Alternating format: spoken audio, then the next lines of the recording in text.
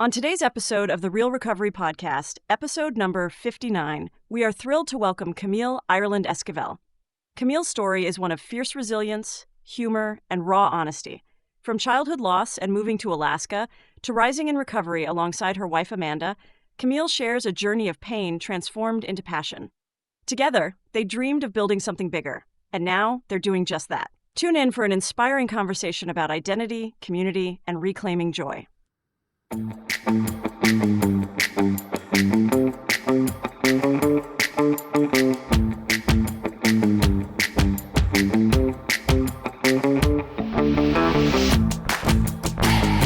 Hello, and welcome to the Real Recovery Podcast. I'm Julie, your co-host. On this journey of healing and transformation, together with my co-host Peter, we dive into the heart of recovery, sharing stories that resonate with courage and inspiration. That's right, Julie. Each episode is a new chapter in this vast narrative of recovery, and we're honored to bring them to you. But keep in mind, the perspectives you'll hear are for informational purposes only and may not reflect the views of the podcast or our partners.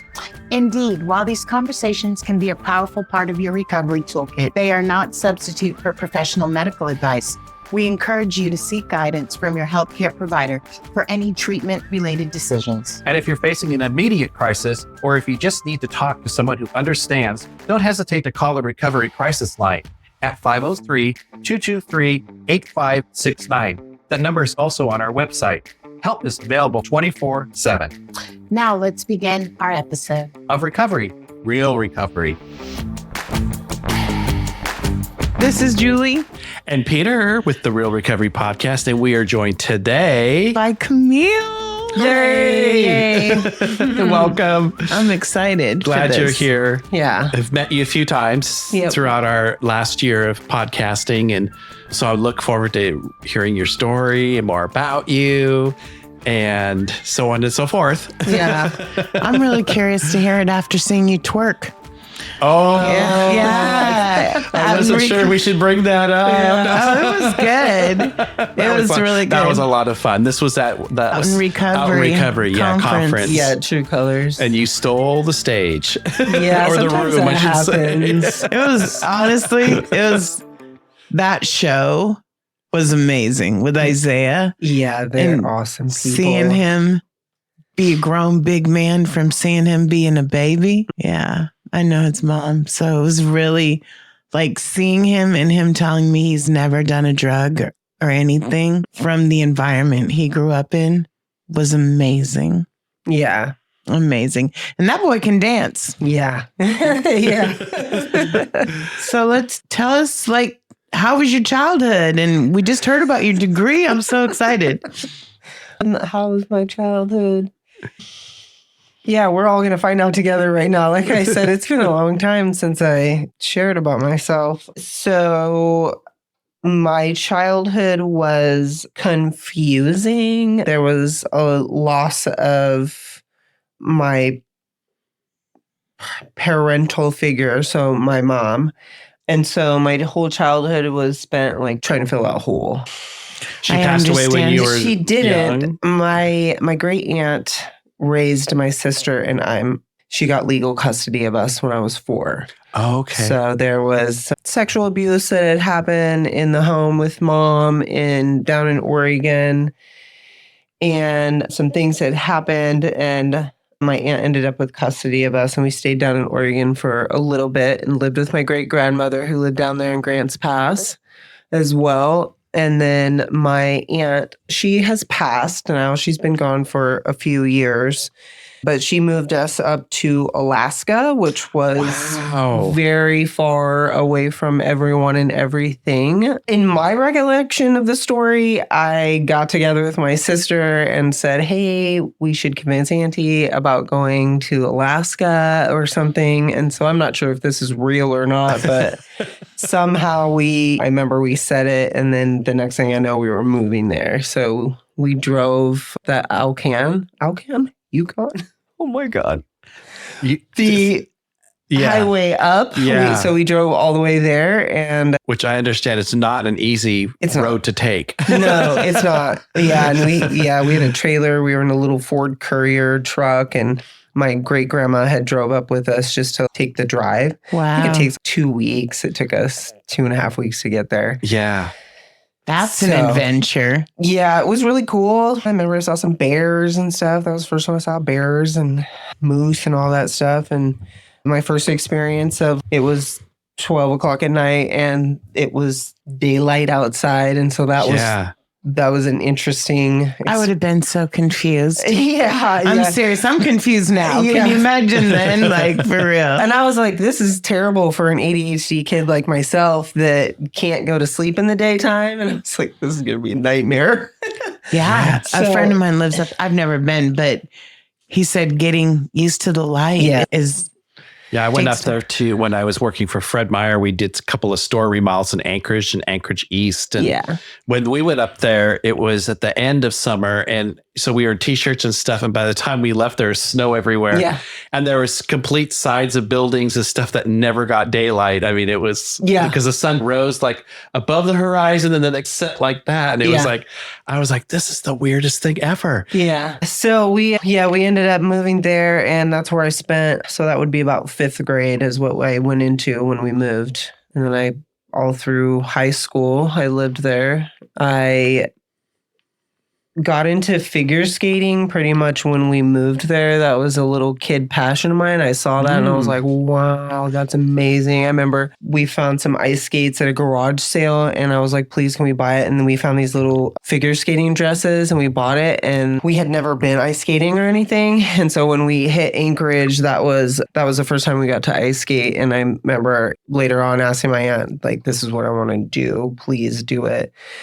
And so she did. She purchased, like, she would always pay for our ice skating, which is interesting because I didn't realize that it was so expensive, right? Mm-hmm. You think in Alaska, pour some water and get a rink. So that is a real thing. I used to go out and find puddles and I would take my skates out and I would skate on the puddles. Oh my God. But it's not as flat. I was born in you got a lot of bumps. And so I was like, it's not as fun. I was born in New Hampshire. And literally at my Nana's house, they would put the 2x4s in a square and put this big tarp down, flood it, and that's a good idea. And we would skate all. Wow. Yeah. So I thought I was like Bobby Bruin, though. I didn't want to figure skate. I wanted to slap you with the hockey stick.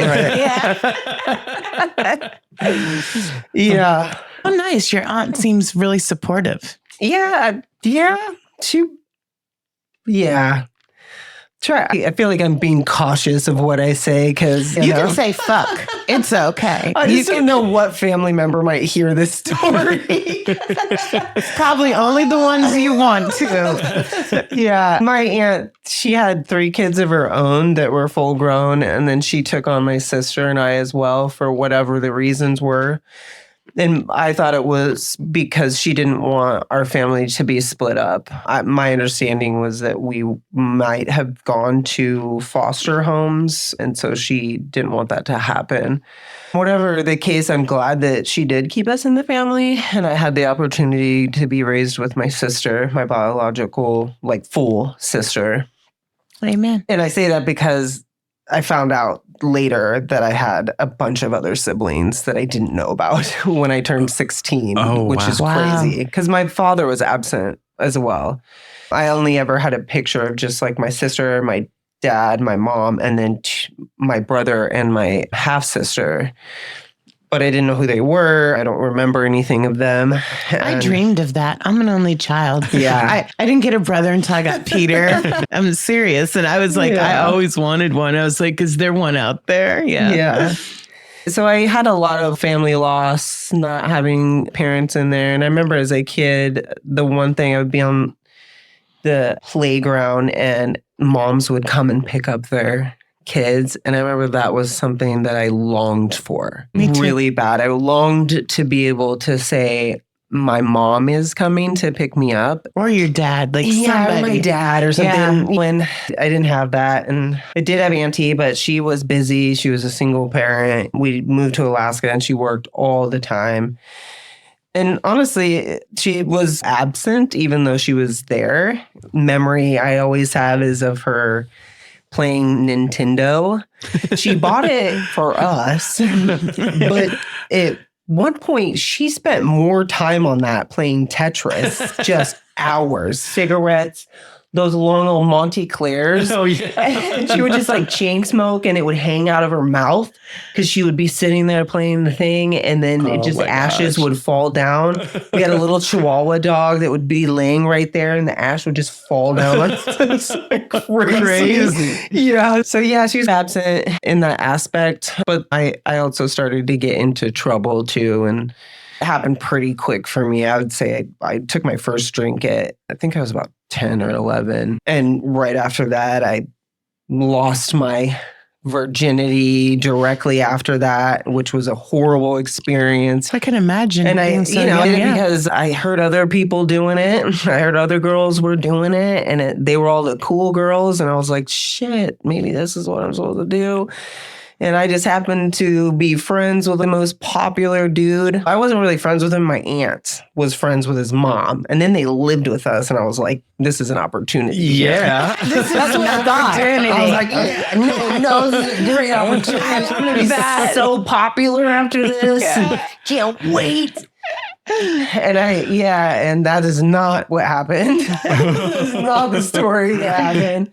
Yeah, that really turned backwards on me. But from there, I was drinking and I never did well in school. It wasn't like it was a big shock if anyone noticed in school, oh, her behavior is different or anything like that, because I struggled with the ADHD and concentrating and being able to understand and being in group settings. And so it didn't show that way. And like I said, Auntie was always working. And so I just started sneaking out, just trying to find a place where I felt comfortable, where I felt accepted, where I was having fun. And drinking definitely did that. It broke the ice for me. Yeah. I wanted to be a part of, and high school, before I even knew anything about it, it was like, oh, drinking this makes me feel like I'm a part of, and if I smoke with the other cool kids that I'm a part of. So that was my whole beginning of it. Yeah. Yeah. Mine was sports. Like that was just really how I was accepted. I must have played in, I don't know how many basketball games, and never once was my mom or dad there. Same. And it was overwhelming to see somebody's parents there every game. Yeah. And I didn't live with my parents from 6 months to 11. Yeah. Little bit of abandonment issues. And I too had some sexual abuse. But it's hard. It's hard to fit in. Yeah. And I think when sports were gone after high school, that's when I got lost. Yeah. It's interesting because I played sports my whole life. That's what I was good at. My sister was smart. And I was good at sports, anything physical, running, ice skating. I was on the U.S. swimming and diving team in high school. Wow. But I suffered some sort of trauma, or even in my sports. I had to work really extra hard to be liked and accepted. And even when I was really good at what I was doing, there was always something else like hanging over my head. The figure skating, it was very difficult in the beginning because I had one girl who made my life a living hell on the team. Just mean. And so it wasn't until after she left that I started progressing, and it was feeling comfortable. Yeah, and comfortable, and felt like I was. I hate those haters. Same thing with swimming. It's just always something. But when my use got too much, that's when the things that I liked started getting taken away. And my aunt had told me one time, after all these tries, I'd been in trouble, got some MIPs, minor in consumption. Minor in possession. Yeah. Okay. And so I think I had one or two of those. And by the third one, they were trying to send me back to another place that I had already went to, an outpatient place. And then they were like, there is this inpatient treatment. And at that point, everything at home was done. My aunt couldn't handle me anymore. And I was at the point where, fuck you, I'm out of here. And so when they said you can go away, I was like, perfect, let's do it. Was that all still in Alaska? Yeah, this is all in Alaska. Yeah, and before that happened, my aunt, the last thing she knew to do was to take my ice skating away from me. And she said, if you do this, I am going to stop paying for your ice skating. And I didn't really, it was neither here nor there. I didn't think anything of it really at the time. I didn't know that she would really do that, honestly. And so I ended up going to treatment and spent like 4.5 months. First time I was ever clean. I was exposed to AA and all those things. And I started going to AA. And she did. She sure enough took that ice skating away from me even after I come out and got clean. Wow. And she never paid for it ever again. Did she ever pay for it? And it was like the straw that broke the camel's back. If somebody would have, seriously, if I wasn't able to play basketball or something, my mom was good about paying for shit. Not being there, but paying for shit. Yeah.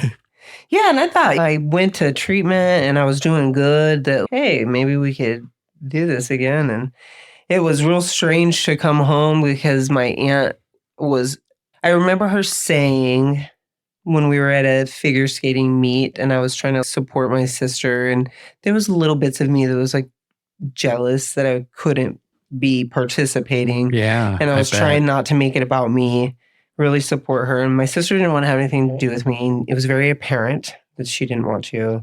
And I remember my aunt pulled me to the side in front of like where we were at this match, right, and said, "You will not rob your sister of any more time.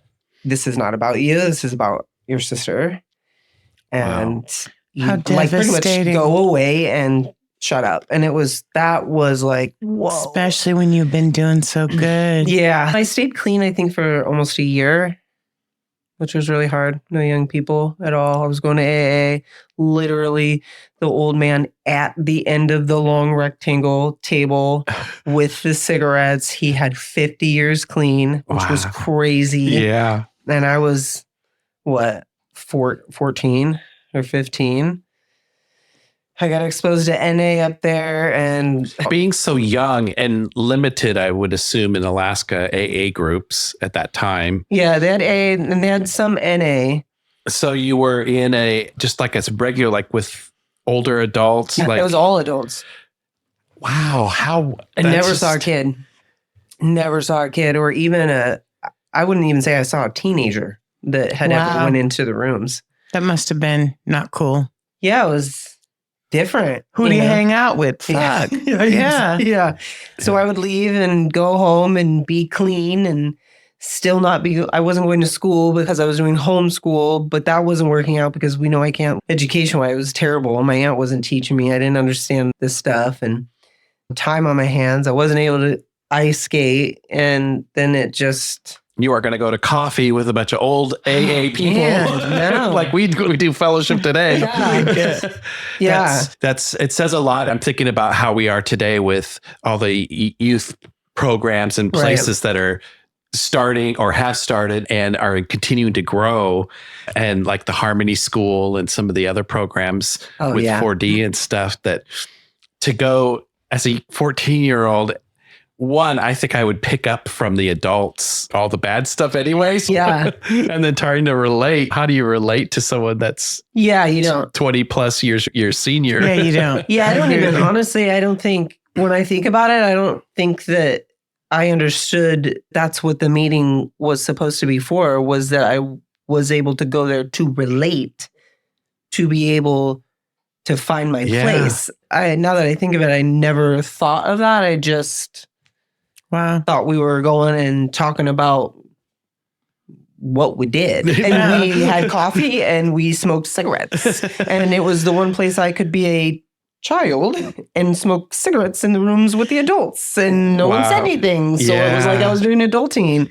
Yeah. Oh. What a bonus. How Coffee crazy and is that? cigarettes. Guess I've had AA coffee 2 times and I've gotten sick both times. I always bring my own coffee or whatnot. So yeah, gross. Yeah. So that lasted a little bit. I tried to do some step work. My sponsor happened to be a girl that I went to school with, her mom. But she didn't do drugs that I know of, the daughter. She couldn't relate. So we never related. She was my friend, but I veered away from those people because I was using. Yeah. And that was always weird to go to her house and be like, hey, I'm here to see your mom. Talk about AA stuff. Yeah, I think it just didn't work. It didn't. One day I just remember like walking out and talking to some other kids, and they were like, we're going to go out to the woods. And I was like, this is going to be bad, or I can go home. And I remember weighing the option out and realizing that I know down the road, if I'm going to go there, I'm probably going to end up getting loaded. But I kept telling myself, like, yeah, maybe not. Maybe I'll just hang out. And that was it. And I had that bad feeling in my stomach. And even though I made that decision, I was like, I knew it was the wrong one. And that was it. And I did. I got super drunk and did a lot of crazy things. And yeah. Because in some ways, you're still a kid. You want to feel a part of your peers. And you're in this weird spot. I can't hardly imagine with the adults and the AA. And then you're like, it's like being in a weird separate space. Yeah. You're stuck in between is what I'm trying to say. Yeah. They say to be successful, and I find this to be true for me, you have to make your sober life as attractive as your using life. Yeah. And hanging out with a bunch of adults doesn't sound very attractive to me. Yeah, smoking cigarettes and drinking coffee doesn't sound attractive to me either. Well, when I was that age, I would have been there with the beer, not at the AA. Yeah. I would have been hanging out with the adults with the beer and the cigarettes and the whatever.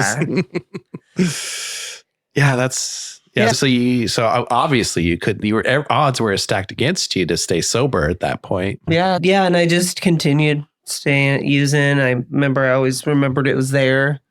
It was the same. It was there. I knew it was there. I knew I could go back there, but I didn't go back. I think I might have tried once or twice. Same thing. Like I was raised as a Jehovah's Witness. Oh, by the way. Yeah, by the way. Yeah, I was also raised as a Jehovah's Witness. And I remember I would always try to go back to the church here and there to get back into it. And then I just didn't. But it was always sitting there in the back of my head, like tormenting me a little bit, knowing that maybe that's where I should have been. Being raised as a Jehovah's Witness, I would never want to go choose that again. There's a lot of reasons why.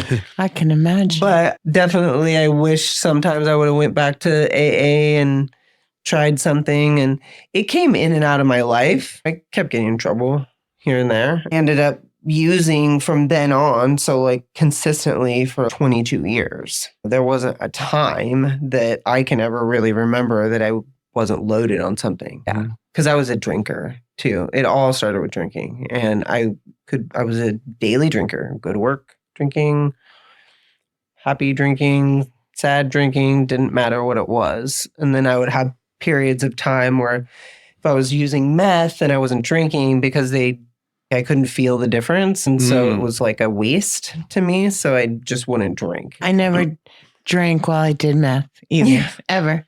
I did one time. I tried to drink some wine with people were like, oh, it's a crazy high. And I just remember getting really sick and had a headache off of the wine and the mixture of like the wine and the meth. I would just smoke weed to come down. That was it. But the alcohol thing, yeah. And I never liked weed. It was always because I never liked anything that was out of my control. Weed put me in a space where I could never like be unhigh. And I couldn't think or process very well. And so I felt like it inhibited me. It calmed me down. But I am the same way. I personally, I go to AA, and that's because there wasn't a lot of NA when I got sober. And the first NA meeting I went to, a motherfucker was high. Yeah. And I was like, what the fuck? And that's what my experience too. Somebody drinking these pills out of there. They were twizzling. You go to get the drugs. It's crazy. So the next day I went to an AA meeting. I never went back. Gay men's meeting, and I just stayed there, and it was safe for me. Yeah. But drinking, I saw this bitch at the 927 club, a gay women's club, get so drunk that she took her clothes off on the table. And I was like, I will never, ever do that. And when you stay high on meth, I didn't do that. I had a heightened awareness. Yeah. You know? Yeah. I like the control too. Yeah. I don't like things that put me out of control. Right. Even though that's weird to say because the booze did put me out of control at some points. But I felt like it was like a measured, like I knew I could have so many drinks and I could fly under the radar, if you will, and no one would know. And I could keep myself in that space for, you got to know how to do it. Yeah. You had your tolerance and then it was like a necessity. Yeah. Yeah. And I think that all goes back to safety for me. It's interesting because I'm really big on safety now, like in my job and with people. Everything is really just based on safety. I plan out everything. Yeah. And I didn't know until almost till the time I met Peter that I didn't know why. Yeah, like my kid would ask, can I go to so-and-so's house to spend the night? And I'd be like, no, but they can come here. And she's like, why can I never go there? And I'm just like, I know what you're doing when you're here. And I didn't know those were decisions I made because of my childhood. I just knew that she was safe and I would handle it. And our house was clean. It was good. So you could just bring it here. Yeah. And I didn't realize how many decisions I made based on that. Like I always have my car to get away. Yeah. And in like work functions, I go make an appearance and get the fuck out. Yeah, for a long time because it wasn't my comfortable zone and I didn't want to be around a bunch of people drinking most of the time. Yeah, but everything being safe. Yeah. I think what you go through can determine some outcomes. Oh, yeah, for sure. Absolutely. Yeah. So how'd you get to Portland? Back to Portland? Oh, yeah, that came way later. I had come to Portland. So I left Alaska after I was in high school, went back down to Grants Pass, stayed with my aunt down there for a little bit. Then I would come to Portland a little bit here and there because I started dancing and I knew some people up here, but I did not like it up here at all. I got stuck up here one time and I got my car impounded and that was a shit show. And it was in Hillsboro and my aunt had to come and save me. And yeah. And then somebody said, hey, have you ever been to Las Vegas? And I was like, no. And they were like, well, I have directions. And I was like, I have a car. So fucking, it sounds like a match made in heaven. Let's do this. And I packed up. I always make split decisions. I'm a go-y type of person.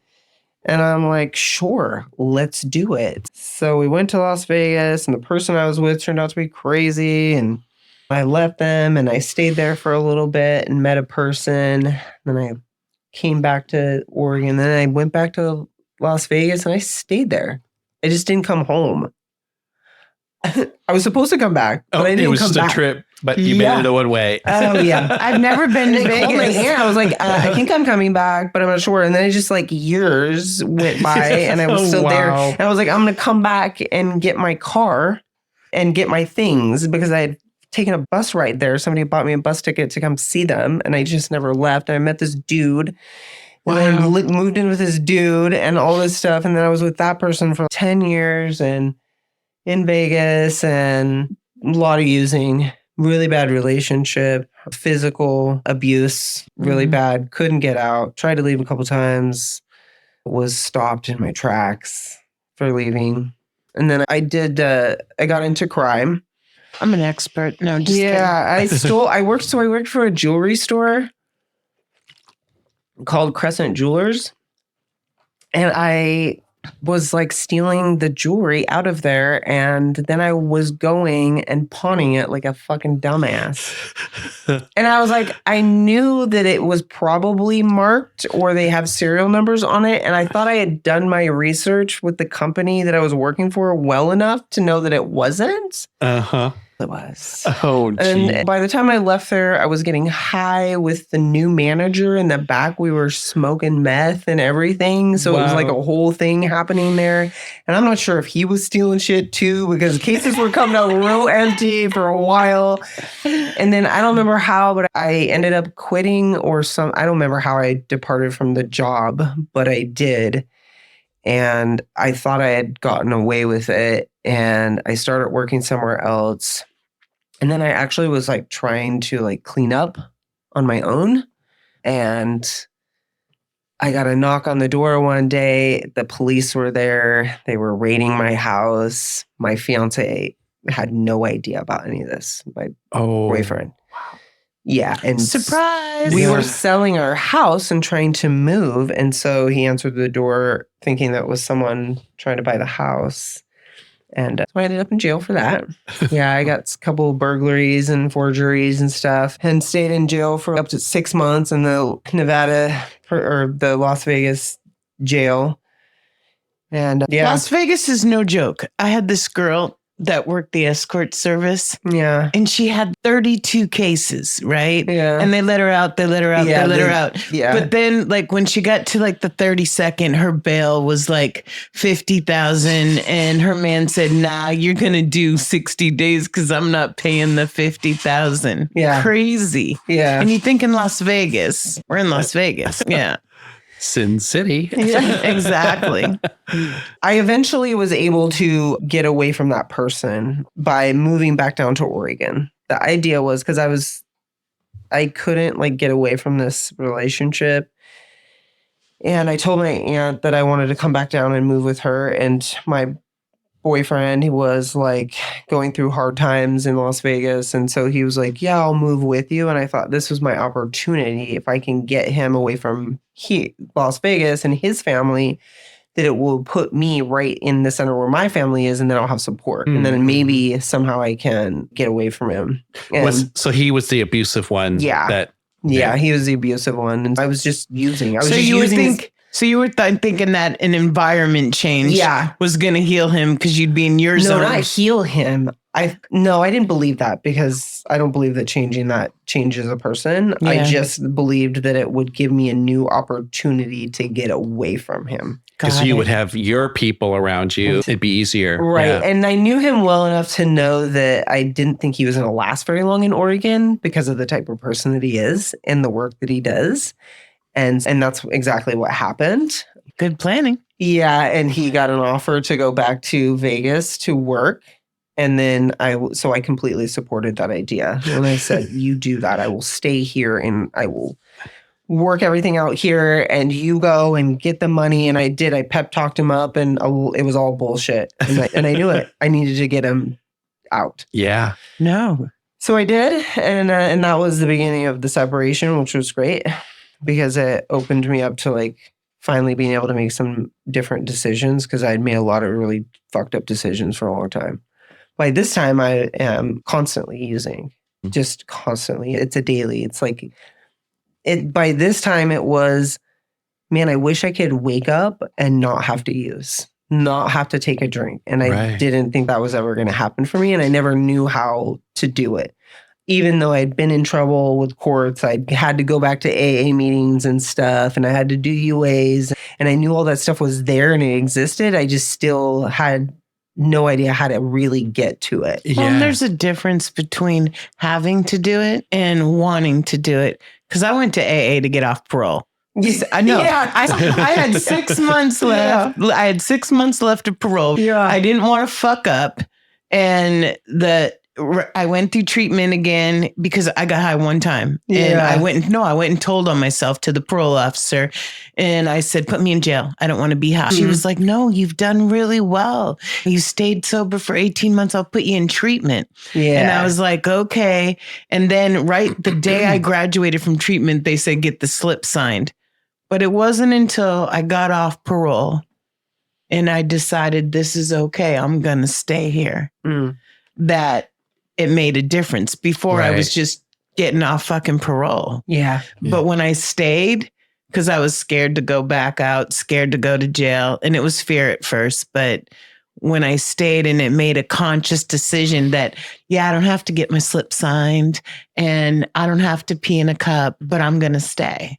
Yeah. Because this is a good place. Yeah. Yeah. That's when it changed, I think. And also, I think that for me, there was a point in time where I didn't want to be that person and I didn't want to, like you were saying, have to take a drink to get out of bed and all this. Right. But I didn't know my mind wasn't there. I couldn't think. I think it was what they call wet brain. I just had such a wet brain that I couldn't put it together. It is called that. And figure out how to get out of it. Right. I remember I woke up one morning, Justin was there next to me and I'm just like, Justin, I don't know what to do, but we have to do something because I'm going to this is going to be the end of my life right here if we don't do something type of thing. Yeah. It's a scary place to be. Yeah. I wonder if I had wet brain. I don't know. I'm sure you didn't have clear brain. No, for sure. Yeah. I see it in other people who are new to sobriety where they can sometimes I need to go to the store, but I'm not sure. It's something silly. Yeah. And your mind cannot put the neurons just aren't hitting. Yeah. And you're just lost. It's a weird place to be. It's scary. Yeah. So where we were was you woke up and you wanted to not have to drink. Oh, yeah. Yeah. I always, that's where I was at, like internally, but didn't know where to go. Didn't know how. Yeah. So we made it back to Oregon, the boyfriend, finally we got him out. And then that's when my using really took a completely different level of use. So now I was like free to make choices on my own. Oh. And in addition to that, the addition will come in a minute. But I was free to just be what I thought I was being, was like an adult, making new friends, being around my mom that I had never been around. I forgot to mention that this was now, by coming back to Oregon, I was able to, for the first time in my life, be around my mom. Because she lived down at the property with my grandmother. So before, when we were in Oregon, my mom had always lived when we were little, she'd lived in like Kansas or somewhere, Arkansas. And so that was one of the reasons we also didn't get to see her. So now we had lined up where my mom was down there, living on the same property, just doors down from me. So this was like where I was able to start creating this relationship with my mom. Yeah. And it's, man, it was a lot, because at first all I had was resentment. I have questions. Yeah. I have questions. I want to know why. Yeah. And I want to know why you couldn't try harder. I still have those questions. When I don't now, which is really freeing. Nice. And it took me years with my mom to figure it out. And it took us going through different spots in a relationship. And I had to realize with her that she's just not capable. She has her story that she believes, and I'm sure that there's some truth to it, because my family's very interesting. There's a lot of different truths that are happening in my family, and it doesn't matter what the situation is. There's always like an elephant in the room, and they are really good about fucking knowing about it and ignoring it to save the peace for someone, or to save someone's feelings or something, because there's a lot of love and care, but there's also a lot of things that are unsaid. And with my mom, I think that she went through some things with herself, and then with her husband, who's really not the greatest, and which put her around her husband. And her husband's brother is the one who molested me as a kid. And like, that person has still always been in her life as well. And even moving back to what we used to call the Lazy J, is my great-grandmother had purchased this property, but it had been, we went through many different things. It was apartments. It was like an elderly folks home and all that stuff. But now it was back to being single apartments. But the brothers would come there to the property. And so as I'm a grown adult and I would see him, he would be in my mom's house. And I would be like, wow, this is crazy, crazy. And still the narrative from my stepdad and my mom is, you were too little and this didn't happen, or whatever it is. It's never, no one ever admitted it. That, yeah, this happened. We are sorry. How do we make it better for you? Yeah. And so on top of it, this person's still there. And so those are things that I had to go through with this relationship with my mom. And then on top of it, my mom is an addict, a very hardcore addict herself. Wow. And has like depression, I think, that she doesn't deal with. And she has all this like knee syndromes. And like when she drinks, it's really bad. And then for a point when I had moved back, my mom was like doing things where she was talking to herself out in the yard and things. And I was like, whoa, this is crazy. I don't know what's going on. And that eventually subsided, which she slowed down on her drinking and just smoked her pot and stuff. And there was a point where I had tried to stop using, and my grandma and my mom wanted to help me with that, which I think they were trying, but they also intervened in a weird way. They got my doctor involved, who was also like their doctor. So it's like this weird situation, and they like tried to keep me in my house and not allow me to go anywhere. And I'm an adult. I'm like 30s. And my mom put her hands on me for the first time and tried to make me stay. And that was like the breaking point. And I was like, this is not going to fucking happen at all. And I couldn't stay clean. I had like a couple of days. And when my mom did, that was enough to push me to, I'm not going to do this here. And so I went back to using really hard. And then I got into the meth. I knew it was on our property. And so I did that also. Mm-hmm. And then I stopped paying my bills. The Lazy J is not my favorite place. Yeah. Okay. It's got a lot of bad memories. I live there. There's a lot of bad memories there. Can I tell you, if I had to go back to being around the abuser, I would either stab you. Like, they're dead. They were dead. They were old when they did it. But like, I had to deal with the memory last year of a client, and it was a lot for me. It took 3 weeks just to process it. I don't know. Like, I would use too. I'm just saying, like, that is a lot. Yeah. Your pain, I can feel your pain for just me sharing that. And it makes me feel very sad, and very sad that your pain resides within you with that hard still. It is. And I have to tell you, I went to IOP at 25 years sober. And it was the first time I ever talked about it. And then I went back to IOP. Yeah. And I never talked about it until 56. Yeah. And it's a lot. And when I hear this, like, it processes memories. Yeah. And I can't imagine me being a parent. Okay. I have a 32-year-old that a parent, like, for me, would, like, it's not okay. You know what I'm saying? Yeah. I would kill somebody over my child. Yeah. Yeah. And I don't know. And I'd do the time willingly. Yeah. Okay. Yeah. So, yeah. Yeah. Yeah.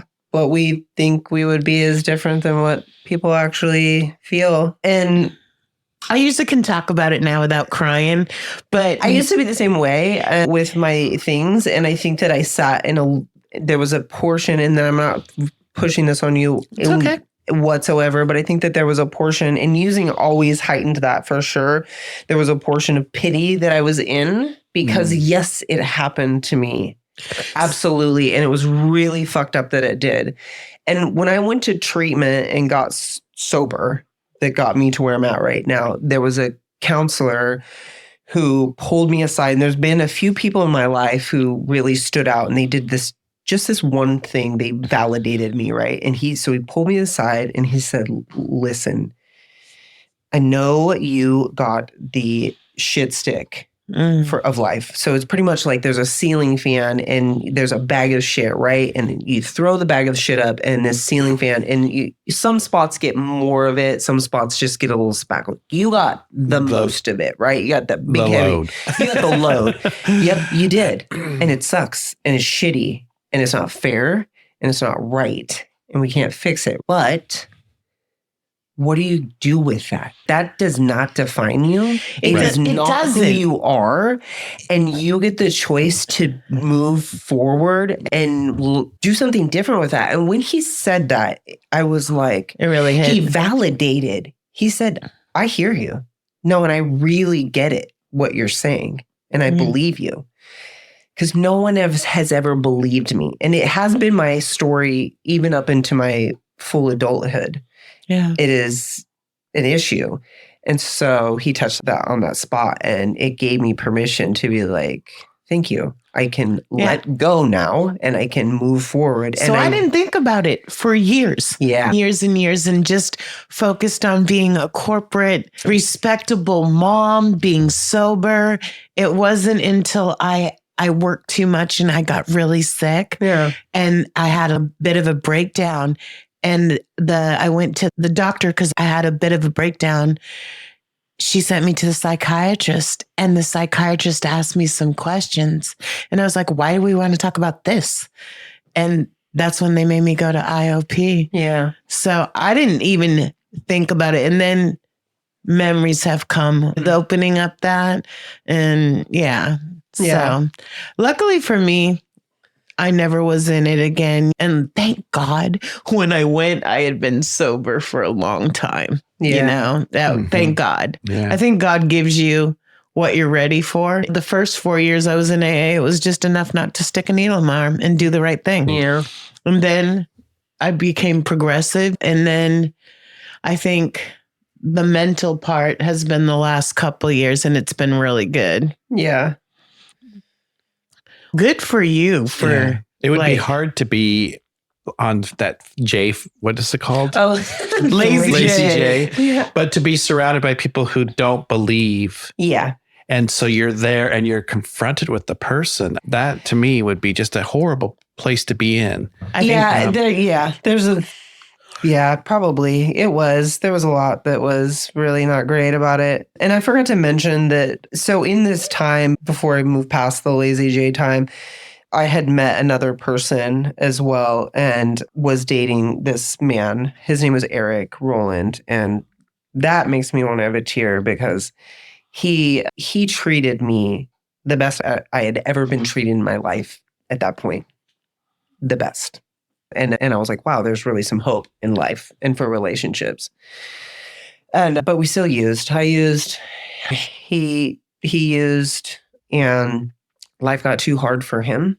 And he committed suicide. Oh, sorry. We were together for 5 years, and he committed suicide. And so that was the first time that I had ever experienced that. That was the worst feeling that I had ever experienced in my entire life. Was that set me because he was cray. Good dude. Oh, everything. And it's suicide. Yeah. How do you... No one understands suicide, and it does these things to you that makes you feel like you're the one. It's your fault. There was something you could do to change it, and all this. And in the back of my mind, this thing went through my head that I knew that I wasn't supposed to be with him, and I knew it when I was with him because I have struggled my entire life, which is part of the reason probably why I've always tried to use to feel comfortable.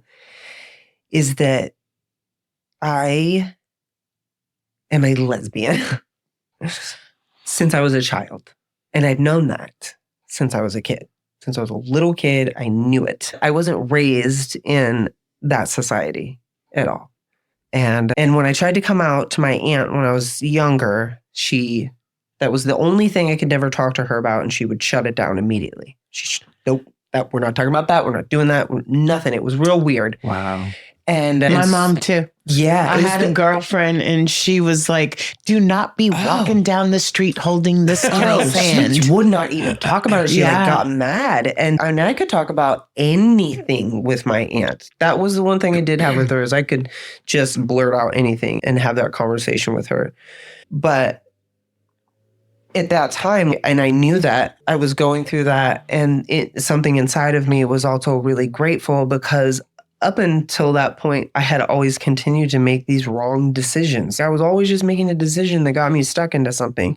Even though sometimes it felt good, it always eventually was like holding me back. It was going to hold me back. It was putting me in a position where I wasn't going to be able to grow or flourish or be truly me or be honest. And so that was just so many things all wrapped in one when he committed suicide. And that was also my ticket to say, fuck it. Yeah. Fully say, fuck it. I'm not going to have responsibility in my life. I am going to just use and do whatever that looks like. And what that looked like is getting kicked out of my place by my Grammy. And I went and I lived in my car for the next like 5 years, 4 years. I lived in my car and bounced around from here to there and just went down a deep hole and got into drugs or got into like guns and was doing really crazy things and shooting at people. Literally, like I was playing Russian roulette with my life, and whether it was going to be going to prison or I was going to take somebody else's life, or I had committed suicide. But it wasn't until I was like 3 years clean before I was ever even able to admit that was a suicide attempt, because I'm good at convincing myself that even though I know it, I will tell the story. And when I went to go commit suicide, I was driving and I had passed out 3 times before I'd even gotten in the car, like face down on my bed. I knew I couldn't drive. And I was like, we'll see if I get there. If God gets me there, then I'll get there. And so it was my way of relinquishing my responsibility to what I was doing. And I remember very well, like laying down and saying, okay. And I'm grateful that I'm alive. I'm lucky I'm alive. Yeah. From that. God had a different purpose for you. And I'm just saying that because everything you've been through, you're strong. I feel the same way. I just think, what doesn't kill you makes you stronger. Yeah. Absolutely. I remember being in similar states and it was almost like a determination. Fuck you all. Yeah. I'm going to do this. Yeah. I don't give a shit. Yeah. It was that I'm in kind control. of attitude. Yes. I'm in control of it. And I got it. I was in some serious situations where I look back and I think the Peter today would have been like, I'm out of here. Mess with it. But I was like, I'm good. I'm going forward. Yeah. But I'm going to get in that. I remember clearly a place where I'm getting in the car. People, no, give us your keys. We'll take care. And I was just like, nope, I've got it. Yeah. And I just put myself on that path. I was like, whatever's going to happen. Yeah. I would do the same thing. Whatever's going to happen. It's scary to look back and see the position I put myself in. Yeah. And it's interesting because I made a lot of decisions, and I'm not one to say that I didn't make these decisions. How clear they were is I was using. I was always using. So I was always clouded by something in my system, which you can't make a conscious decision. And I was always I thought I was driving the bus, even though I was loaded all the time. And I also did not understand the magnitude of my disease and how stuck I was and how it would drive the bus. I could feel it because it got to the point where I was like, I don't want to do this. I would want to be something different. And I desired that, but I didn't know how to get to it. I didn't know where the tipping point was or the secret code was, because I'd been in treatments before and I'd been to the AA, and when I'd been in trouble and that wasn't enough, and I'd been in the jail and that didn't do it. So it was like, what was the magic key to do it? And so I lived that life homeless in Grants Pass for quite some time. And it was just like getting to the bottom where I had to make a decision where either I am going to go this way and I'm going to regret it because I'm going to do something really bad, or something's going to happen. And I remember looking up and saying to the God, if there was one, angry and all the things, like, I need help and I don't know what to do. Show me a sign if you're listening. And I said it real sarcastic. And I think it was the next day I got pulled over. There's your sign. I got in trouble. I had ran from the cops before, and then I ended up like getting in trouble this next day with this whole big scenario and other people involved, and they took me to jail. And I was like, not mad about it, because I remembered that I'd said that, and I was like, okay, maybe this is it, because now I'm in custody. So I'm like in people's eyes, and maybe there's help. Maybe I can say I need help and someone will hear me. And that's what happened. Someone in the jail said something about a drug court program, and they said it's really hard. Like, most people don't complete it. Don't use it until you have to use it, because you want to use it to get out of jail early. And you want to have really bad offenses, is what they said, to use it on. And I was like, Oh, I don't give a fuck. It sounds hard. It sounds like a program with some structure that's going to make me do what I need to do. Because Right. I follow rules very well. And so I needed that. Structure's great. Structure. Needed the thing, you're in trouble if you do this. That's because I couldn't make the decision, even though I wanted to, I couldn't. So I needed that and I got it. And that was the beginning. And from then on was just running into the right person who believed me. My probation officer was a female. She believed me when I told her that I had been sexually attacked. And this was a different time, right before when I was in drug court, because I was having to stay at these trap houses. Because you have to stay in the same county or the same town. And my parents lived in the town over and they didn't approve for me to stay there. So I was still having to stay in my car and everything. And anyways, I told her this and she believed me and she went with me. And that was the turning point that someone on this side was really willing to help me. I love that. Yeah. And she allowed me to make decisions that fit me to succeed. So I went into the mission because, like I said, I couldn't stay at my parents, and that lasted like 4 hours. That was not for me. I tried really hard. It was crazy. They were like not going to let me go to AA meetings and NA meetings and all this stuff. And so I had called her and told her what was going on. And she asked me, do you think that you will be able to stay clean here? Is it going to be good for your recovery? And I said, no, I honestly don't. And she said, okay, you can leave. We'll figure it out. Wow. And that was it. That was it. And I remember right after that, I was 8 days clean and I got a phone call in a meeting saying you have a bed in treatment, because I had told them I can't do this out here. It's not going to work. You guys got to put me somewhere. And I'm a drug addict and I asked for you to put me in a treatment facility that costs thousands of dollars that I have no way to pay for. And I was like, and then I got the phone call. And so when I got that phone call, I remember saying, yep, this is happening. This is it. Somebody just showed up for you and answered what you asked. And now you have to show up your part. And it was at day 8 that I was like, we're fucking doing this. We're going to get clean and we're going to stay clean, because I'm not one to... And I wanted to really bad. And that's where it started.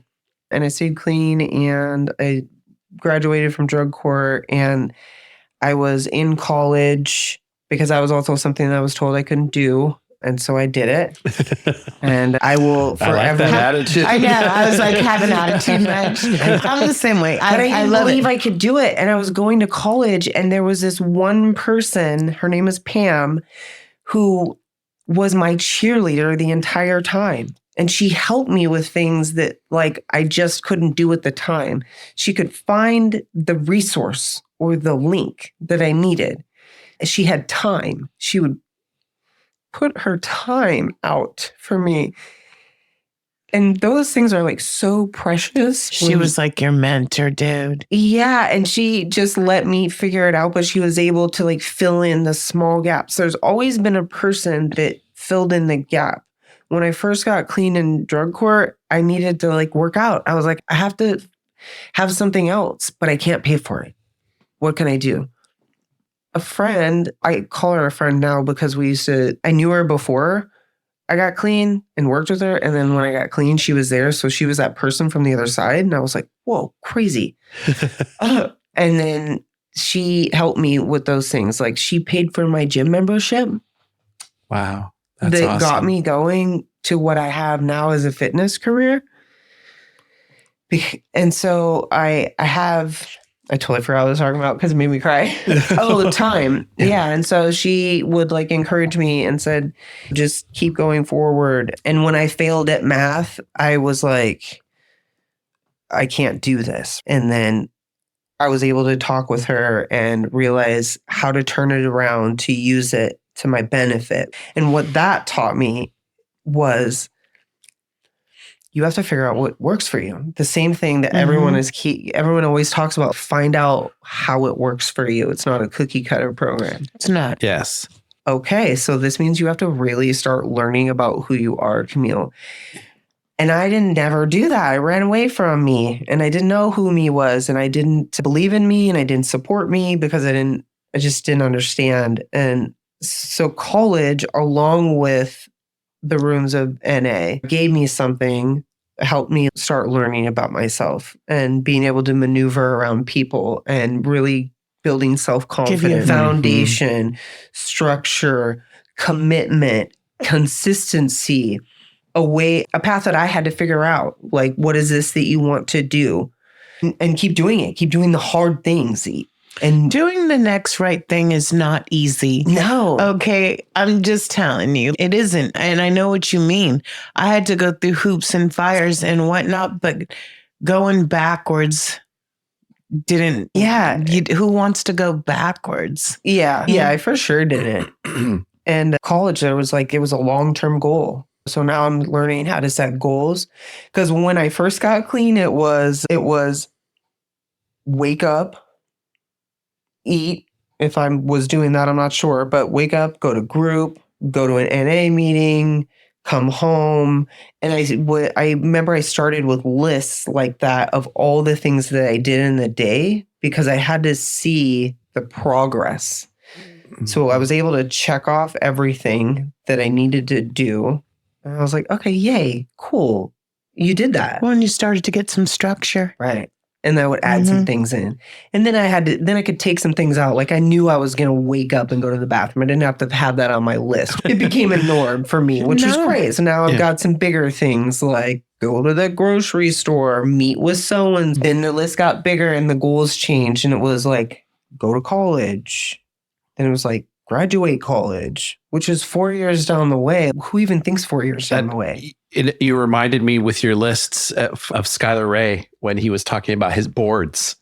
He'd have his 3 boards. Tony too. Skylar, and Tony. Yeah, I think Tony also. Yeah. So the whiteboards? Yeah. I have whiteboards now. I had little mini whiteboards then, but I was like, sometimes I'm a little late to the party for some reason because I would use lists and then I'm like, oh yeah, a whiteboard. That's a great idea.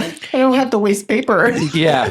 Visualize it. That's the whole point. For me, whatever the tool is, for you, it was lists. Yeah. Some people had I think Skylar, as I recall in his story, he started with lists with a notebook and then he graduated to the whiteboards and stuff. Yeah, I would have like little whiteboards and stuff. And I think it's awesome. Yeah. And so where are we at? And I think with you making that progress. Right. And you're doing it for yourself and you're not being told to do. And I could see that because I was also me. I was very, but as soon as you told me what to do, no, I'm out of here. That's I'm doing why this. I don't do that with my child. No, seriously. If I tell her if I say, why don't you know, and I casually, whatever, then she'll do it. Yeah. But I never say you need to because, she's strong. Yeah. She's independent. I think doing it for yourself and then being able to see yourself grow, which the lists help. Yeah. That is empowering. Yeah. And that's not something I ever felt like I had was power. Yeah. My own power, my own real power, not this weird sense of control. And your own choices. Yes. My own choices. And then being able to stand behind them because I was always wishy-washy or doing things because I wanted people to like me or because I thought that's what I was supposed to do. Whatever really came from this trauma and can't make fucking decisions on my own. Plus, I also have some learning disabilities. I have some real learning disabilities that I've known my whole life, but not been validated first off or had anyone work with me on how to do it. I went to some stuff as a kid, but when then you use on top of it, and then literally when I will say 2 years ago, I was standing like on my tippy toes with my everything just like this, just stiff, not able to make cognitive sentences in a room with my wife. And I was like struggling. And I said, I think I have something wrong with me. And I remembered that I have ADD. really bad. And I said, I think I might want to go double check that's a real thing and to get re-diagnosed. And that is a thing. And medication is a thing. And wow, my life was saved from that. When I could like process. And by that time I had been 6 years clean and been doing this and went to school without any assistance or anything. Like I said, I truly believe you're 6 years sober, and I know you're almost 8. It's coming up. No, I'm excited. We're going to release this for your anniversary. But what you're saying, though, is you got the help when you needed the help. For me, too. And I always say I'm a slow burn. I had to go to meetings. I went to meetings for 4 years straight, every day, until I felt comfortable. And then, like I said, dealing with my trauma took a long time. Yeah. But I think, like you said, then you get the help. And for other people, I hope it's sooner. But it is, I think if you do the next right thing, it'll come to you. I really do. Yeah. Getting clean. So I think everybody in their life, we're just searching to find our purpose. I think every human being is. We need love and acceptance, but just basically love, and we need purpose, and we need hope. Yeah. And we're all trying to figure out who we are and be okay with that. I love that. And so getting clean, it was being okay with who I am, figuring out who I am this whole time, and being able to sit in that when you have COVID happen or whatever happen, and you're like, it's cool. I'm okay with who I am. I'm acceptant of who I am. I like who I am. I don't always say the right thing, or maybe I don't always make the right decision, but I'm learning from that. Amen. And so that's what college taught me. That's what drug court taught me. That's what the rooms of Narcotics Anonymous taught me. They gave me love and acceptance, and they allowed me to just be me. My sponsor and my sponsee sisters accepted me. And when I got clean, I also came out. Fully came out. So that was a transition. That was a process. And I thought it was going to be more shocking to other people. And my family and everyone were like, we know. I got the same treatment too. We got it. Oh, okay, great. So what took you so long? Yeah. So just being able to be in that truth felt good. And then it's all about continuing it. It's you figure the stuff out and you get aware, and then it's keeping it going. Because then it starts to change. Everything starts to change, and you get some skills and you get good at that, and then you learn something new. I'm high on life. This is the best deal ever. You couldn't pay me to go back to using, not even a little bit, because it just doesn't stop either. And so I'm blessed. I don't think about it now. Yeah. It doesn't I don't. Yeah. No, and thankfully the desire to use was lifted when I was in treatment down in the ARC down in Medford. It was lifted very quickly for me, which I know that's not everybody's story. But yeah, so after college, I did do 4 years. I'm with Amanda. I had met Amanda already. I met her in the rooms of Narcotics Anonymous. She got out of prison, and she was in a meeting, and she was crying about her grandmother who had passed. And I was like, oh, this poor thing. And I wanted to be her friend, and I wanted to let her know that I was here for her. And I really wasn't trying to be weird, and yet I'm always incredibly weird. And I really, there was something about Amanda that I wanted to know very badly. And I hadn't had that happen in a long time. And she also was resembling being gay out in this community. And that you met in a meeting. Yeah. I didn't know. Right after she got out of prison, and she was sharing, she was crying, and she thinks I 13-stepped her. I just want to be friends. And so I love that. We have lots of crazy stories. You could ask us about that. They're fun to tell how we actually became a thing. But we were best friends for over a year. And then it blossomed into whatever, to what we have. Yeah, that's awesome. But we were both going to school, going to the college. She decided to come out to PSU, and I was yep, I was going to do that too. We were going to do this together. And then I changed my mind because my credits signed with SOU. Didn't transfer. Yeah, they didn't. And I saw that happen with Amanda. And she worked hard. And none of her 2 years transferred except for a few credits, right? Oh, no. A few of the classes. And we were up there and I was like, wow. The lady was explaining how difficult this was going to be for her to get in. And this is Amanda's story, but the lady told her pretty much, it's not going to happen. It's not going to happen for you. It's not going to happen at all. And that triggers Amanda. And so she was like, okay, I'm going to prove you wrong. She did. Oh, God, did she prove her wrong.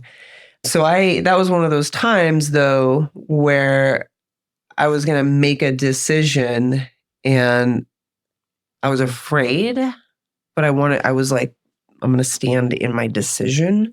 And because always decisions like this have a bad repercussion. Someone's not going to like it. And so this is something I've worked really hard on. And I got to coach Amanda through this, that just because we were going to be going to different schools didn't mean that we couldn't be together. It didn't change anything. And I said that if we had to change something and give up our dreams, like I wouldn't want that type of relationship anyways. Right. Like, that's not okay. I would never want to hold you back. And I don't want you to hold me back from that. And so she stayed in her lane and I stayed in mine. And it was amazing. It was like the first time that I had a relationship that wasn't controlling. And you chose you. I did choose me for I the love that. first time I in a relationship. Love that. Oh. I chose me and the other person validated that. That's awesome. I love that so much. And I watched her also do that. She needed a little coaching around it because there was a lot of the things she was dealing with and being afraid of leaving and all these things. And I pushed her. I was like, you got to do this and you got to do it alone. Because we didn't hear this part of her story. We heard all the other, but we didn't hear this. She never left Grants Pass. And when I know those fears, I lived a very different life than her. And I said, you got to do this because you'll never get this opportunity. And if I'm with you, it will never be what you're about to experience. And I would not want to rob you of that. I'm not going anywhere. I'm right here. I love that. Doing my thing. You go and live life and experience this move on your own and this town and this decision to go to college and know that you have support and I'll be up there all the time. Yeah. And I'm glad she did. And that, I think in a way, if you're insecure about your relationship and you make that your focus, then you don't gain that independence and that. I understand exactly what you're saying. And I think that a lot of people do that. It's like when you don't have your own friends and all you do, I'm like, and your man says you can't do that or your woman, really? Yeah, it's weird. Yeah. It's so weird I think that is amazing because she's shy a little bit, a little introverted. Yeah. I think she's been one of me and Peter. She's been great. Yeah. Yeah. No, super she's great. Like one of the best humans ever. Yeah. So we did do that. And then COVID hit and that was crazy. And we really worked on our relationship. And then she broke up with me and broke my heart. What? This isn't part of this story. She broke up with me and she broke my heart and during COVID. And she kept trying to be my friend. And it got to the point where, because I didn't want to break up with her and I was suffering inside. And so here's these decisions, these hard decisions again, right? And mind you, up until this time, also, we have a sponsor and our sponsor has helped both. We share the same sponsor. She's fantastic. It doesn't usually work out like that. Yeah. And I'll tell you, my sponsor is like 1 in a million. And we've gone through relationship stuff and learning how to talk to each other and show up for ourselves and each other. And so this was the next hardest thing that I had gone through, being pain. And then you can feel it. And I couldn't breathe. Yeah, you can feel it too. I couldn't breathe. And I knew, and I couldn't stop crying throughout the days. And then I couldn't sleep. And that was fucked up. And I could not sleep. And I got to learn to lean on other people. And I remember one of my sisters saying, don't get loaded. Don't get loaded today. And what she meant was stop looking at Facebook. Stop looking at her day. Because I would look at her day to see, I would post stuff just to see if she saw it on my day. I would look to see if she had seen it so I could get some reprieve of how I was feeling. It was like a shot every time. I was like, okay. Well, and this is a relationship when you're sober, and when you're not on drugs, you feel things so much stronger. Yeah. I knew, though, that this was different. And once again, my sponsor said, this is about you, Camille. I don't think about you and Amanda. When I think about you, I think about you, Camille. And these were all the things. And I got to go back to telling myself nice things in the mirror. I got to do things with intention for myself. I had to put a boundary up with Amanda, which was really hard. And I had to put a timeline and everything for her. And I was like, you can't talk to me for 7 days, dude. 7 days.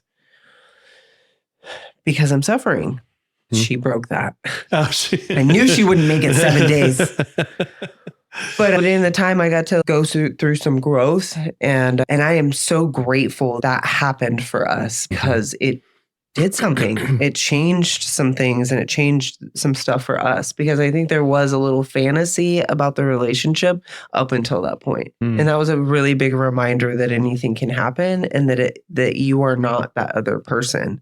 You are still always yourself. You still always get to make your decisions, Camille. And I think maybe I might have lost that for just 1 second. And so like you said, God always does things and shows up when you need it most. I believe that, just so you know. Yeah. I believe I work too much for a reason. I believe she sent me to the to the reason. Because I feel like mentally, I know myself better than I ever have. Before I was worried about my image, making sure I'm successful in the business world and that my kid was proud of me. She's more proud of the podcast. Most things. She's like our number one fan. Yeah. I guess we all know it's a happy ending because we're still together. She did come back. Didn't you celebrate your 1 year anniversary recently? Amanda and I, so we've been together for 7, almost 8 years. Oh, wow. We have been together, 7 years. We've been married for 3 years this year, August 27th. I'm like, what was for the my day? birthday? I'm like, what was close to it? Yeah, we will have been married for 3 years. And I can never imagine not being married to Amanda, not being together. So COVID ended. I moved up, graduated. I had graduated and all this stuff. And then we bought a house together. We bought a condo before I had ever even seen it. And I purchased it. And I only saw it on Zoom and all this stuff. And that's where I met Rachel. And then I moved up there with her. And then that's where life started there. And that was a big letdown. My Grammy, she said, you be careful. It's going to be a big change when you graduate college. And I said, why? And she said, because everything is like this right now. Everything's like this. You got this happening and move. You're buying a house and you're going to college and all these things. All these great things. Yeah. It's going to just stop. And you're going to be left. And I did experience that. I was like, oh, okay.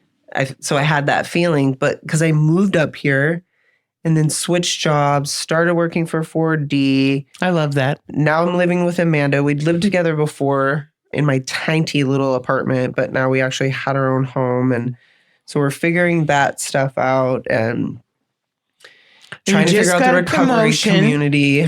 Huh? You just got a promotion. At work? Yeah, which is why I waited for your story. Because you were wicked busy. Oh, yeah. Yeah.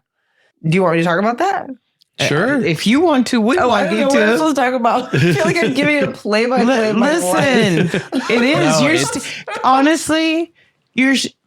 So what our whole purpose is to show it doesn't matter how bad it got. Yeah. is that you can get better. All of our stories are different. Yeah. But our common theme is the same. And life is hard. There's lots of hard stuff. Life.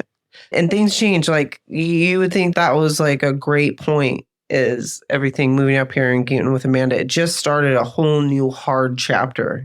Leaving your recovery community, if you've ever been in the rooms and heard somebody talk about moving, that's a real fucking thing, dude. It is a real thing. I don't want to be in that position. I held on. There's still a small hole where my recovery community and what my recovery used to look like. Your foundation. Yeah. And so the job and then moving, it started to look different. And so I had a lot of regrets, and I was beating myself up and not going to meetings the same way. And then my job is about taking people to meetings. So I had to find some separation there also, which kind of pushed me back out. And then I started building for my competition, my bodybuilding show. And then that soaked up all my time. That got me very pushed away from NA and from everything, and very self-consumed, self-centered. Literally, don't bump into anything. On regimen, working, eating, saying no, going to sleep at a certain time, doing all these things, just like making sure that my physique is all on point and rested and everything. It's just very self-consumed, and it got me into a really bad place.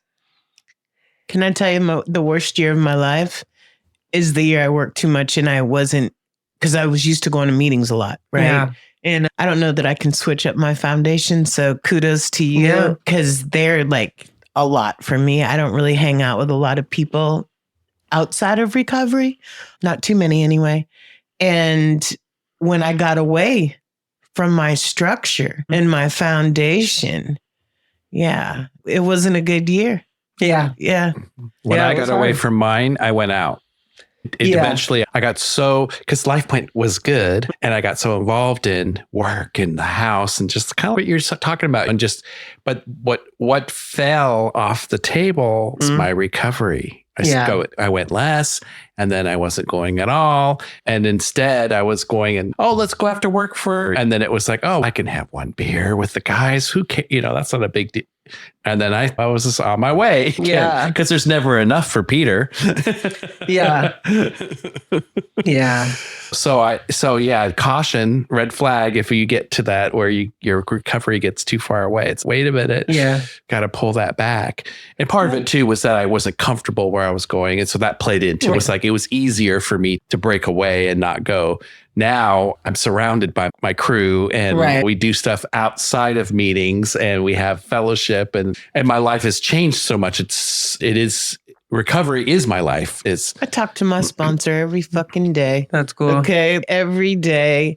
And he introduced me to Peter, and I don't know, it's everything. And if I don't have recovery, where does that lead me? Like, I'm scared the shit out of fentanyl. Yeah. I'm just being honest. I did meth when it was meth. Oh yeah. And I'm scared. Yeah, same. Yeah. And I'm scared. And it's a good fear. Yeah. But it keeps me in the program, because I know that if I don't have sobriety with recovery, what do I have?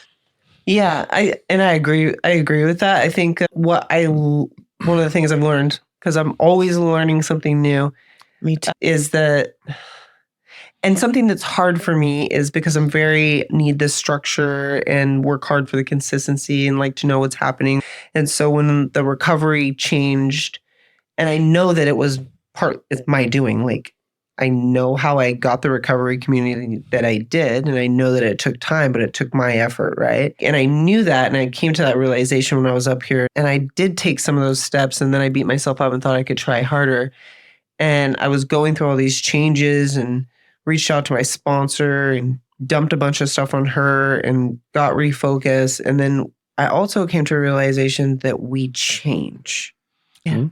Even when you're doing well, like nothing is ever going to stay the same greatness that it was. And who's to say why is what you're doing right now not great? And who's telling you that it's not. And I was like, oh yeah, it's me. I'm the one who's saying it. I'm the only fucker who's talking shit right now. Nobody's talking shit but me. And I'm like, why am I doing that? It's the same. What do I do to not feel like that? Yeah. So I tried this one thing. And I tried getting back into the step work, and then I tried some other things, and then I sat on it. And I just was like, okay, it's okay. Whatever it is, and I don't have to understand what it is. It's okay. And then I started looking at the things that I was doing and connecting those to my recovery. Nice. It didn't have to be that I'm going to meetings and I talk to my sponsor every day, or that I'm in the step work all the time. It's true, because what works for me isn't necessarily what works for you. Well, that's what it was before, but that's not what it is now. But it doesn't mean that I don't have the same passion and that I'm not like still being of service, or that I'm not still living a life of integrity and live by the principles of the program and apply that to my life. It's not like I don't know what to do when things get hard. I do communicate with my sponsor, even though she's in Grants Pass. And I do all these other things. And so it took me a bit. In your job.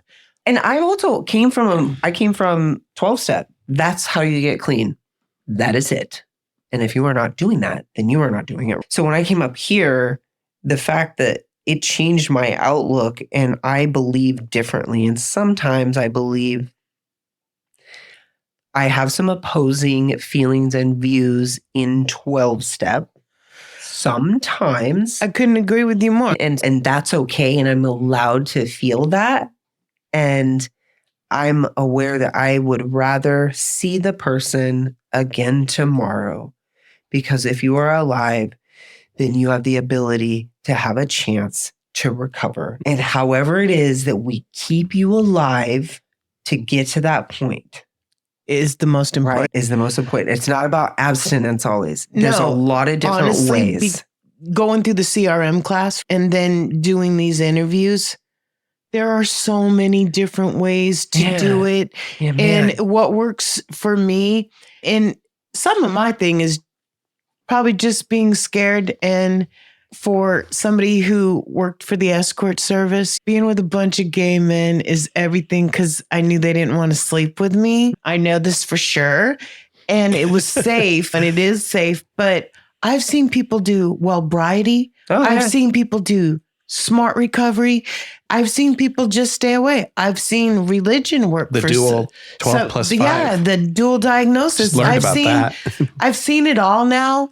And I have to tell you, it's not one size fits all. Yeah. And I agree with you. It's whatever motivates the person and keeps them safe. Yeah, whatever way you can relate. That's why I love my job. I'm obsessed with my job. It is the best job.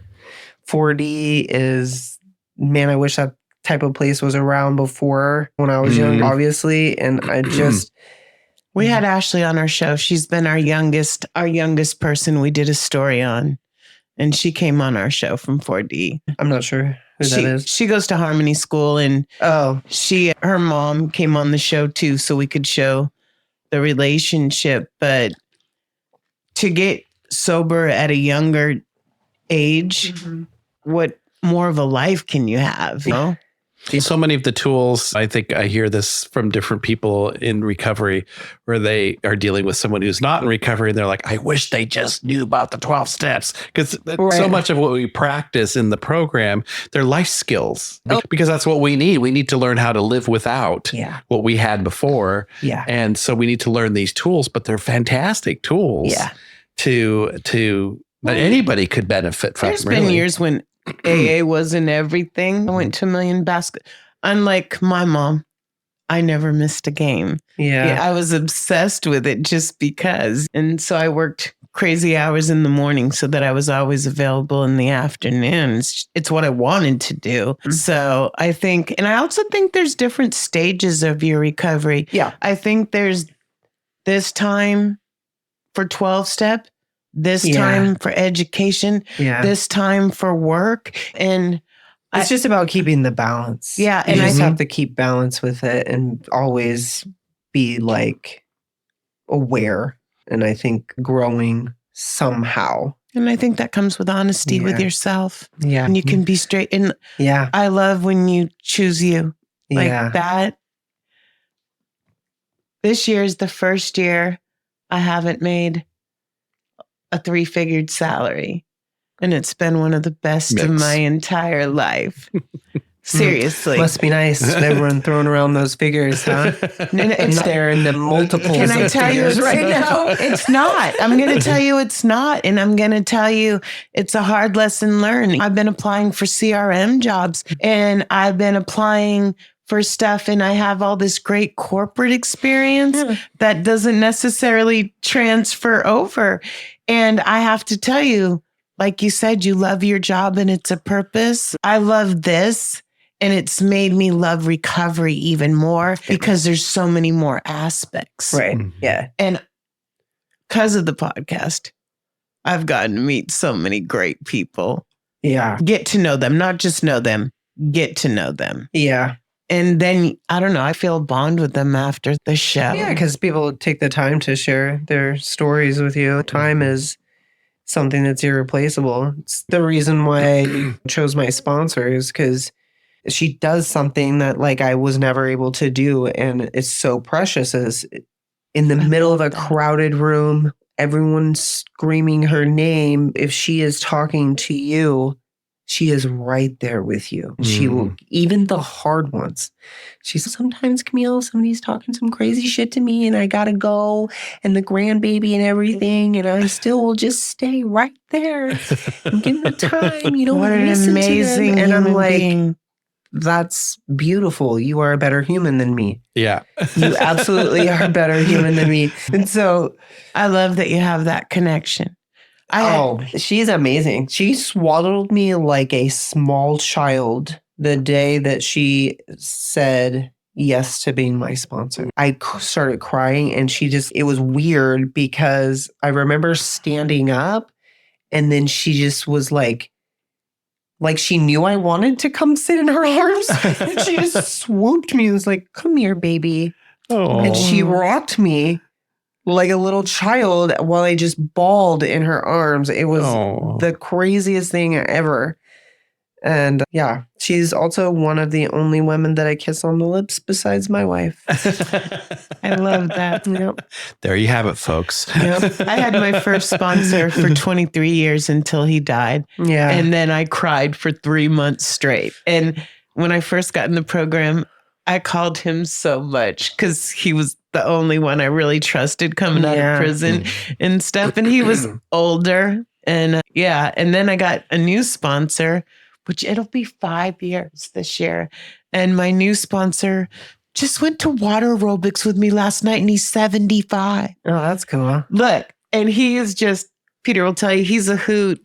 But these sponsors, what amazing people they are. Yeah. Yeah. Like it's for free and they give you your time. Like it's amazing. Some don't. And I tell people all the time, it's a two-way relationship. If it's not working, then get a new one. You can go get another one. Yep. It's okay. Yeah. There's always that weird dynamic where people feel obligated to stay with the person. And that just goes back to making your own decisions, making it work out for you. It's a hard thing to I think everything you say comes down to choosing you. It is. And I think that's the title. But I think that is a wonderful thing that people try to do stuff for other people, accepting them or to be liked and whatnot. And choosing me this year has been the most amazing experience and not choosing the career. Right. Had I known, Yeah. Shoulda, coulda, woulda. It's okay. I'm actually grateful for the time. It's been amazing. Like I said, just sitting here in Studio H has been just amazing. Yeah. Is there anything you want to tell our listeners before we go? My clean date is on 4/17 this year, so I will turn 8 years old. Jacoby I'll Bryant turn birthday. 8 on 7/19. Yeah. Yeah. So just a little after you. And Izzy's right there too. This is Izzy, and I'm like, okay, we're on the same track. 8's everything that happens at 8, like 8 days clean. I always see like the miracle happen for people. It happened for me. 8's my favorite number. 8 is also the life number.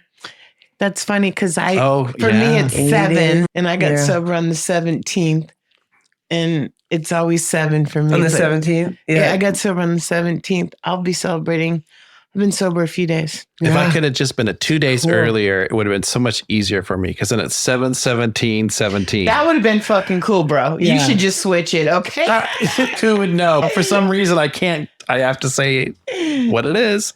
Yeah. That would have been like a good marriage number, but too. Yeah, 7/17/17. But no, it's 7/19/17. 7/19/17. Mine's 5/17/97. So all the 7s there too. Yeah, mine all adds up to 8s, and then half of 8 is 4, which is also an even number, which is okay with me. 4 is my second favorite number. Favorite number is me 4, too.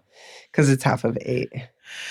Mine is a little different reason. It goes to basketball, but we won't go there because Peter will get lost. Peter will get so lost. You're not allowed to talk about that stuff with me either, because all I'm allowed to say is go sports. Yeah, there you go. That's what my wife says. I'm going to tell you that my team plays this Saturday in the Final Four, and I'm thrilled. So yeah. So just make lists. Make lists turn into goals. Those goals turn into reality. Keep staying clean. You can literally do anything that you want. My life is amazing. My wife is the most amazing person. I'm super blessed. Yeah. And super proud of her. I'm super proud of you. Yeah. I feel your energy. It's good. It's really good. But I felt it when we were when we went to the gala. And you had on the red dress? No, the first time I met you had on the hot pink. Oh yeah, the True Colors one. And it matched all the decorations. It was fire. That's the first time I met you, and I was like, that's Amanda's wife. I was sitting with Izzy, I think, that day. Yeah, talk about sponsors. I was his sponsor. I got him through the 12 steps and was there for the beginning of GTD. Yeah. But that's the first time I saw you. Second time was the red dress, I think. That was actually my wedding dress. Wow. That was the dress I got married in. Oh, sweet. Very cool. I got that from Macy's for $60. I love that thing. I was shocked I fit into it. I was like, oh, looks like this is what I'm wearing to go. Then I saw your True Spirit come out at Out and Recover, not Recover Out Loud, but Out and Recovery. Yeah. The conference. That was a good conference. Yeah, it was really good. It's going to be even better this next year. Yeah. So I'm excited. Yeah. Yeah, me too. Will you twerk again? Oh, maybe. I was actually standing with Amanda, and I was like, your wife is killing me right now. The music gets me going, and that weird stripper phase comes out of it. I have a video of it because it was Isaiah, and then a guy from our group, Trent, he got up there dancing, and I was shocked that Trent got up there. Yeah. Yeah, it was good. I was actually, maybe I shouldn't say that on the air. I wasn't sure if I was on the clock or not. And I was like, I better hope that's not an HR. Oh, please. That's called spirit. Yeah. Okay. Yeah. So, that's not an HR issue at all. Yeah. It wasn't unprofessional. It was spirited. Mm-hmm. Yeah. I'm an HR expert. Promise. Yeah. No, that was good. Yeah. Thanks for asking me to come on the show. Oh, really thanks you for coming on the show. For taking the time. I appreciate it. Yeah. I really do. I've said it before. I can't believe some people, or not some people, anybody. I never thought, looking back, that I would have people in my house opening up, being so heartfelt, sharing their life, their story. Yeah. And the hope is there too. And every story has this hope that it brings. It really does. And there's commonalities. I had shared so many when you were talking through your story. I'm like, oh, that clicked. And it happens with everyone. There's always something. And sometimes you look at people and you think, there's no way I would have anything common with that person. And then you start talking and it's, oh, I remember that feeling too. And you had it. And it's you bond, and you create this, it creates this bond. Can I tell you one quick story about Amanda? Yeah. So this is true. Really true, actually. So some guys in my group, my crew, they're my sponsee and a lady that's on our board. I call her my wife. Her name's Colette. They were going to True Colors to have 50 Licks ice cream, and a couple of my friends were in the drag show. Oh, yeah, I remember that show. So Tony comes out. I don't really know Tony that well at this time. And he introduces Amanda and says, look at how far she's come from prison. And I was like, she went to prison too, like me? Yeah. No. So I walked up to her after the show because it was then that I wanted to change my career. This is like my first year there, not my third. And I walked up and gave her my business card. And I said, I'd really like to talk to you. And I never talked to her. And I was so empowered that I could do something different, and how she had gone that way. And she was the executive director of True Colors. And I had bomb ass ice cream that night. I had chocolate as fuck from 50 Licks. Yeah. Yeah. But it was when I saw her and Tony and heard their story, it was the first spark that I got that I could do something different than the corporate world. I still stayed in the corporate world for, but it was that night and she didn't know. Yeah. But I thought, wow, that's pretty cool. Yeah. You just Can I share one more thing? Yeah. Since there's no rules on the fucking podcast. So I'm just going to put a little plug in here. So when we're talking about goals and things, and we're always like, you hear in the rooms that I couldn't have imagined what my life would be like. And when Amanda and I started going to college, and we just started playing around with things like, wouldn't it be crazy if? And one of the things was, wouldn't it be crazy if we left here and then went somewhere else and got knowledge and skills and all these things, and we were able to bring it back to our hometown and then help our people? And I was like, yeah, dude, that'd be crazy. Like, how would we ever do that? And that was when she went for graphic design and I was doing emerging media digital arts. And so it was going to be like maybe a design firm. And we were going to be able to support people with our design work and do pro bonos and all this stuff. Never did we know it was going to be this. And so she said, I applied for that grant, and hear that she's got it, like, we're doing that. We're doing the thing that we talked about. Wow. That I never thought that would be. And so when she said it to me about moving down there, I said, yes.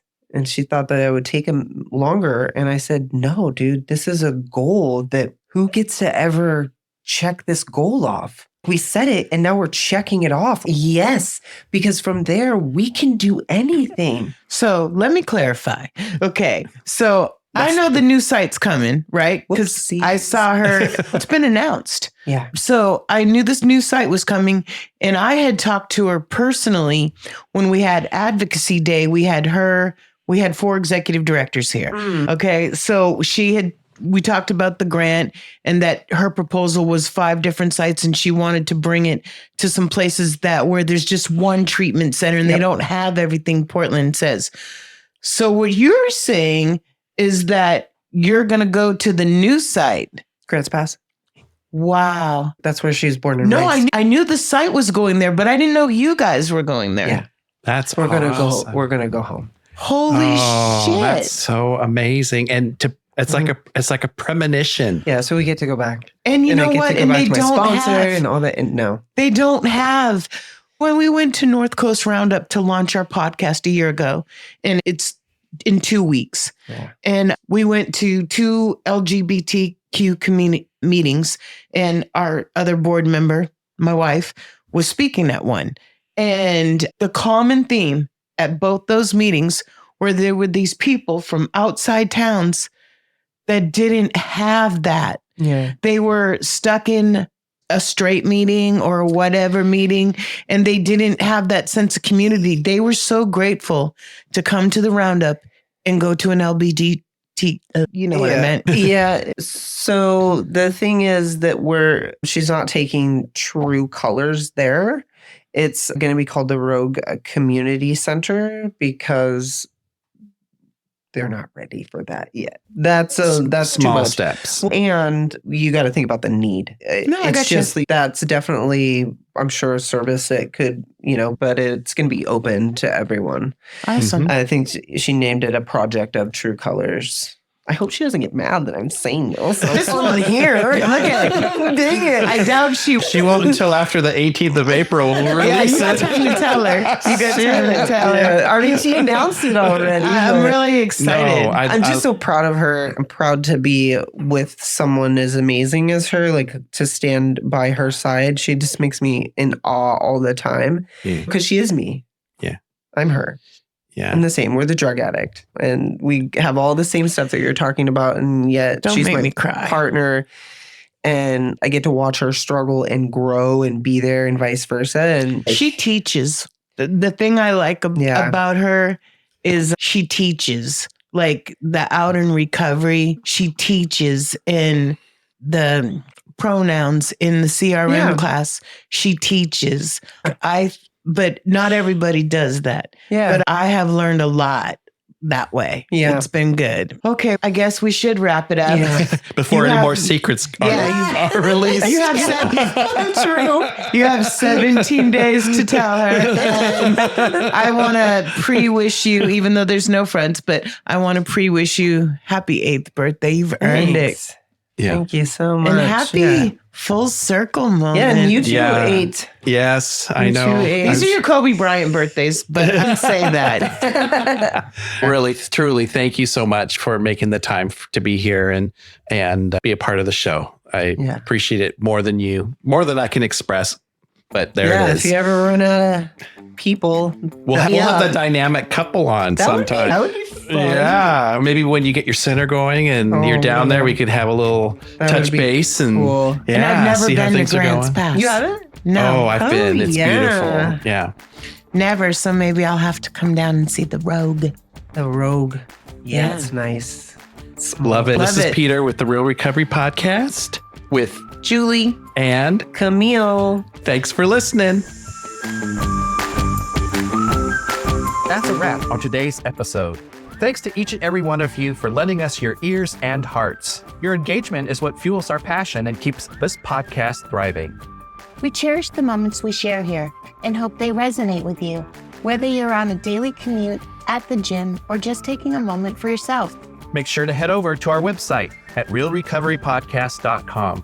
While you're there, subscribe to our newsletter for the latest insights and uplifting stories from our community delivered straight to your inbox. Click that subscribe button on your favorite podcast player too, so you can keep up with every new episode. It's your support that keeps our conversation alive and meaningful. And if our stories have touched you, consider using the donate button on our site. Your contributions, no matter the size, are deeply appreciated. They help us continue our mission of sharing hope and healing. Join us beyond the podcast and follow our journey on social media. Find us on Instagram, Facebook, and on X, formerly known as Twitter. All the links are on our site, so you can stay connected and be a part of the Real Recovery community every day. Your likes, shares, and comments not only spread the message of recovery, but also remind us that we're all in this together. So, until we meet again, remember that recovery is a journey, not a destination, and we'll be here to accompany you every step of the way to recovery, real recovery. Thanks for listening.